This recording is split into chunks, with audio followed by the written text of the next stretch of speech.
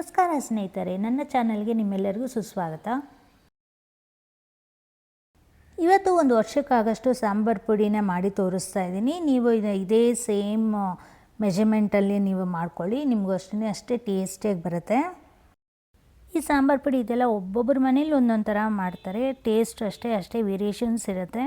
So ಇದು ಬಂದು ನಮ್ಮ ಮನೇಲಿ ಮಾಡೋಂಥ ಸಾಂಬಾರು ಪೌಡರ್. ಇದು ಒಂದು ಕಡಾಯಲ್ಲಿ ನಾನು ಏನೇನು ಪದಾರ್ಥ ತೋರಿಸಿದ್ದೀನಿ ಅದು ಒಂದೊಂದಾಗಿ ಫ್ರೈ ಮಾಡ್ತಾ ಒಂದು ತಟ್ಟೆಯಲ್ಲಿ ಹಾಕ್ಕೊಳ್ತಾ ಹೋಗಿ. ಏನಂದರೆ ಒಂದು ಐಟಮ್, ಈಗ ನಾವು ಬೇಳೆ ಫ್ರೈ ಮಾಡ್ತಾಯಿದ್ದೀವಲ್ವ, ಸೊ ಇದಾದಮೇಲೆ ನಾವು ತೆಗಿತೀವಲ್ಲ, ಆ ಕಡಾಯಿನ ಒಂದು ಸಾರಿ ಬಟ್ಟೆಯಲ್ಲಿ ಒರೆಸ್ಕೊಂಡೇ ನೆಕ್ಸ್ಟ್ ಪದಾರ್ಥನ ಹಾಕಿ ನಾವು ಫ್ರೈ ಮಾಡಬೇಕಾಗತ್ತೆ. ಈ ಸ್ಟೆಪ್ಪು ಮಸ್ಟ್ ಆ್ಯಂಡ್ ಶುಡ್ ಮಾಡಲೇಬೇಕು. ಈಗ ಹೇಗೂ ಬೇಸಿಗೆ ಸ್ಟಾರ್ಟ್ ಆಗಿರೋದ್ರಿಂದ ಮೆಣಸಿನ್ಕಾಯಿ ಎಲ್ಲ ಚೆನ್ನಾಗಿ ಬಿಸಿಲಲ್ಲಿ ಒಣಗಿಸ್ಬಿಡ್ರಿ. 2 ದಿನ ಒಣಗಿಸಿದ್ರೆ ಸಾಕು, ಚೆನ್ನಾಗಿ ಡ್ರೈ ಆಗಿರುತ್ತೆ. ಹಾಗೆಯೇ ಧನಿಯನೂ ಅಷ್ಟೇ, ಬಿಸಿಲಲ್ಲಿ ಒಣಗಿಸಿದ್ರೆ ಚೆನ್ನಾಗಿ ಡ್ರೈ ಆಗಿರುತ್ತಲ್ವ, ಅದೇ ಚೆನ್ನಾಗಿ ಮಾಯ್ಶ್ಚರೆಲ್ಲ ಹೋಗಿರುತ್ತೆ. ಆವಾಗ ನಾವು ಫ್ರೈ ಮಾಡೋದ್ರಿಂದ ಬೇಗನೂ ಫ್ರೈ ಆಗುತ್ತೆ, ಹಾಗೆಯೇ ತುಂಬ ದಿನಗಳ ಕಾಲ ಕೆಟ್ಟೋಗಲ್ಲ. ಅಂದರೆ ಬೂಸ್ಟ್ ಬರೋದು ಅವೆಲ್ಲ ಏನೂ ಆಗೋಲ್ಲ, ಚೆನ್ನಾಗಿ ಫ್ರೆಶ್ ಆಗಿರುತ್ತೆ.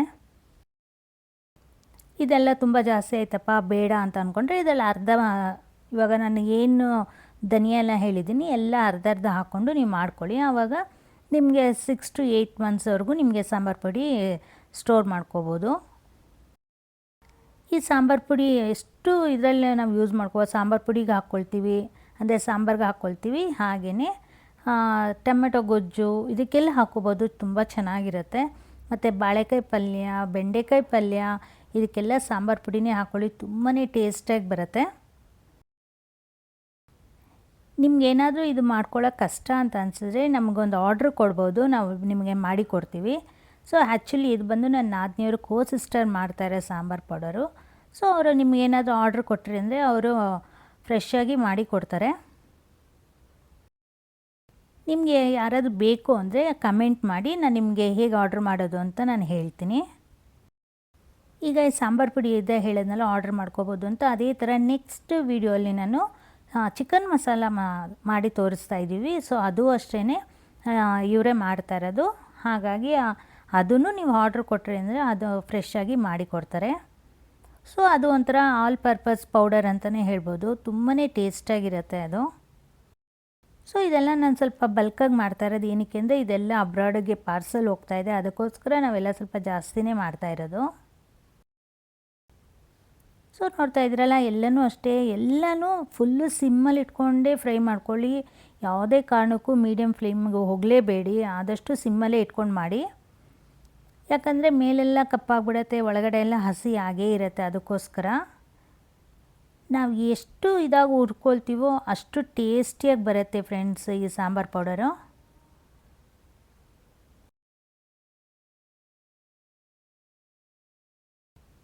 ಇದೆಲ್ಲ ಹಾಗೆ ಹುರ್ಕೊಂಡು ನಾನು ಇಂಗು ಅಷ್ಟೇ ಒಂದು ಕಡಾಯಲ್ಲಿ ಒಂದು ಸ್ವಲ್ಪ ಎಣ್ಣೆ ಹಾಕ್ಬಿಟ್ಟು ಅದನ್ನು ಹುರಿದು ಇದಕ್ಕೆ ಹಾಕ್ಕೊಳ್ತೀನಿ.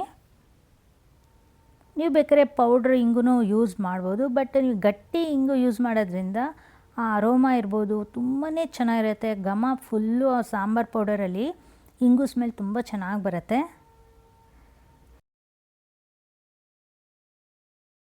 ಈಗೆಲ್ಲ ಹೊರಗಡೆಯಿಂದ ತಂದು ಮಾಡೋಂಥ ಎಲ್ಲ ತುಂಬ ಕಡಿಮೆ ಆಗೋಗಿದೆ ಅಲ್ವಾ. ಅಂದರೆ ಹೊರಗಡೆಯಿಂದ ಪಾಕೆಟ್ಸ್ಗಳು ತೊಗೊಂಬಂದು ಚಿಲ್ಲಿ ಪೌಡರ್ ಇರ್ಬೋದು, ಸಾಂಬಾರು ಪುಡಿ ಇರ್ಬೋದು, ಇವೆಲ್ಲವೂ ತುಂಬ ಕಡಿಮೆ ಆಗಿದೆ. ಈಗ ಆದಷ್ಟು ಮನೆಯಲ್ಲೇ ಮಾಡ್ಕೊಳ್ತಿದ್ದಾರೆ ಎಲ್ಲರೂ, ಹಾಗಾಗಿ ಇದು ತುಂಬಾ ಹೆಲ್ಪ್ಫುಲ್ ಆಗುತ್ತೆ ಅಂತ ನಿಮಗೆ ವಿಡಿಯೋ ಮಾಡಿದ್ದೀನಿ. ಹಾಗೆಯೇ ಈ ಮಾಡ್ಕೊಳ್ಳೋ ಟೈಮಲ್ಲೇ ನೀವು ಕರ್ಬೇವಿನ ಸೊಪ್ಪನ್ನ ಸ್ವಲ್ಪ ವಾಶ್ ಮಾಡಿ ಒಂದು ಕ್ಲಾತ್ ಮೇಲೆ ಒಣಗಾಕ್ಬಿಡಿ, ಅದು ನೀರೆಲ್ಲ ಅಬ್ಸರ್ವ್ ಮಾಡ್ಕೊಳ್ಳುತ್ತೆ. ಸೊ ಆಗ ಫ್ರೈ ಮಾಡೋದಕ್ಕೆ ಈಸಿ ಇರುತ್ತೆ. ಸೊ ಹೀಗೇ ಎಲ್ಲ ಒಂದೊಂದಾಗಿ ಫ್ರೈ ಮಾಡ್ಕೊಳ್ತಾ ಹೋಗಿ.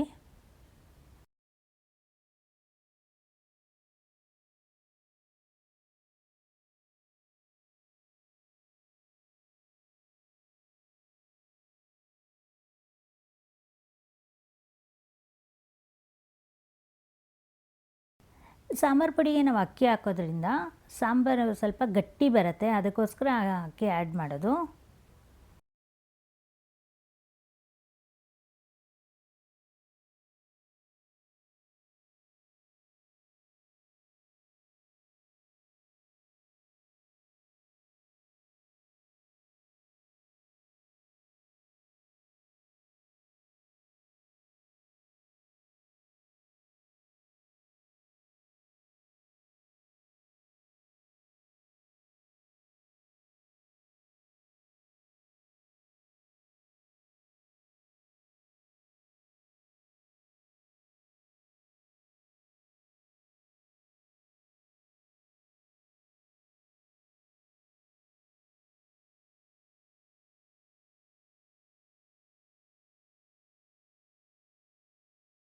ಇಲ್ಲಿ ನಾವು ಉದ್ದಿನ ಬೇಳೆ ಹಾಕಿಲ್ಲ, ನಾನು ಉದ್ದಿನ ಕಾಳು ಹಾಕಿದ್ದೀನಿ. ನೀವು ಆದಷ್ಟು ಉದ್ದಿನ ಕಾಳನ್ನೇ ಯೂಸ್ ಮಾಡಿ, ತುಂಬಾ ಚೆನ್ನಾಗಿರುತ್ತೆ ಅದು.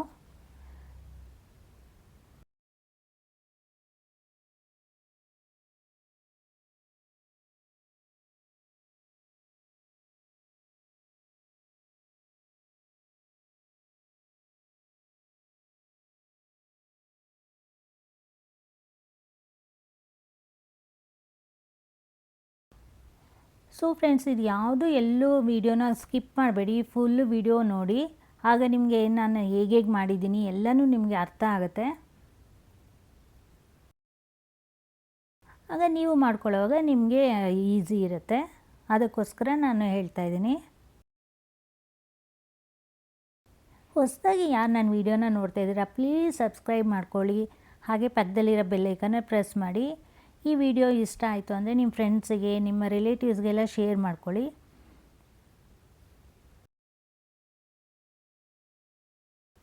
ಸೊ ಹಾಗೆಯೇ ಈ ವಿಡಿಯೋಗೊಂದು ಲೈಕು, ಮತ್ತು ನಿಮ್ಗೆ ಹೇಗೆ ಅನ್ನಿಸ್ತು ಈ ಸಾಂಬಾರು ಪೌಡರ್ ಅನ್ನೋದನ್ನು ಕಮೆಂಟ್ ಮಾಡಿ ತಿಳಿಸಿ.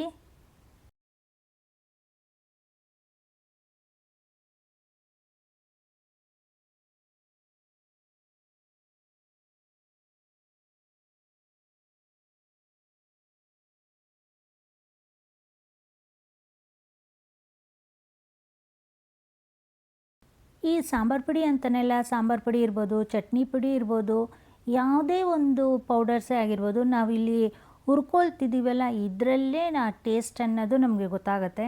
ಆದಷ್ಟು ನಾವು ಸಿಮ್ಲಿ ಇಟ್ಕೊಂಡು ಅದಕ್ಕೊಂದು ಟೈಮ್ ಅನ್ನೋದು ಕೊಡ್ತೀವಿ ನಾವು. ಅಂದರೆ ಒಂದೊಂದಕ್ಕೂ ಒಂದೊಂದು ಟೈಮ್ ಇಡ್ಸತ್ತೆ. ಒಂದು ಧನಿಯಾ ಇರ್ಬೋದು, ಧನಿಯಾಗೂ ಒಂದು ಟೈಮ್ ಇಡ್ಸತ್ತೆ.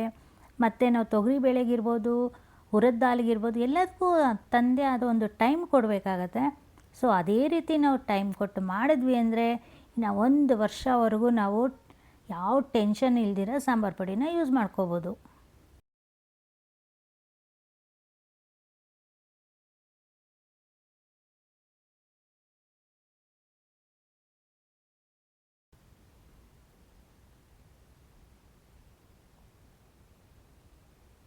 ಸೊ ನೋಡ್ತಾ ಇದ್ದೀರಲ್ವ, ಎಲ್ಲ ರೆಡಿಯಾಗಿದೆ. ಈಗ ನಾನು ಇಂಗುನ ಫ್ರೈ ಮಾಡಿ ಇಟ್ಕೊಂಡಿದ್ದೆ, ಅದನ್ನು ಇಲ್ಲಿ ಆ್ಯಡ್ ಮಾಡಿ ನಾನು ಫ್ಲೋರ್ ಮಿಲ್ಲಿಗೆ ಕೊಟ್ಟು ಪೌಡ್ರ್ ಮಾಡಿಸ್ತೀನಿ.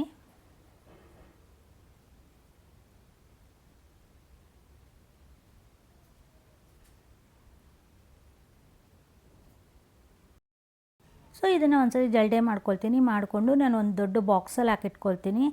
ಯೂಸ್ಗೆ ಎಷ್ಟು ಬೇಕೋ ಅಷ್ಟು ಮಾತ್ರ ಒಂದು ಚಿಕ್ಕ ಕಂಟೈನರಲ್ಲಿ ಇಟ್ಕೊಂಡು ಅದನ್ನು ಉಪಯೋಗ ಮಾಡ್ತೀನಿ.